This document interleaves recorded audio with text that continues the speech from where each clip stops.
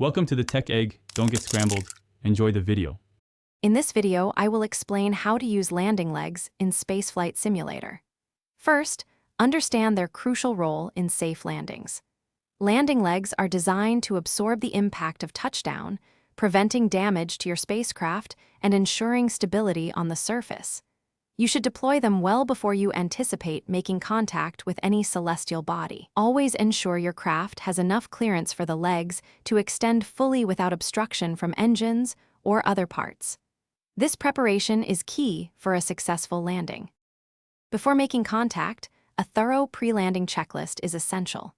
Begin by reducing your vertical speed to a manageable rate, ideally below 5 meters per second, as you approach the surface. Orient your spacecraft so that the landing legs are facing downwards, ensuring a stable base. Initiate a retro burn with your engines to further slow your descent, aiming for a gentle touchdown. Continuously monitor your altitude and vertical velocity to make precise adjustments. Achieving a soft landing requires precision and patience. As you near the surface, aim for a vertical velocity of 1 meter per second or less at the moment of impact.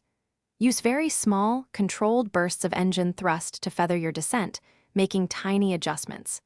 It is crucial that all landing legs touch down simultaneously to distribute the impact evenly and prevent tipping. Minimize any horizontal movement during the final few meters to ensure maximum stability upon contact. Once you have successfully landed, confirm your spacecraft is stable and secure on the surface. Immediately cut your engine thrust to 0 to conserve fuel and prevent accidental liftoff. Your landing legs will keep your craft upright and steady. Only retract the landing legs when you are ready to initiate a new ascent or if you need to move your craft for specific surface operations. Always ensure your craft is fully secured before conducting any further activities. Thanks for watching. Consider subscribing if I helped unscramble your problems.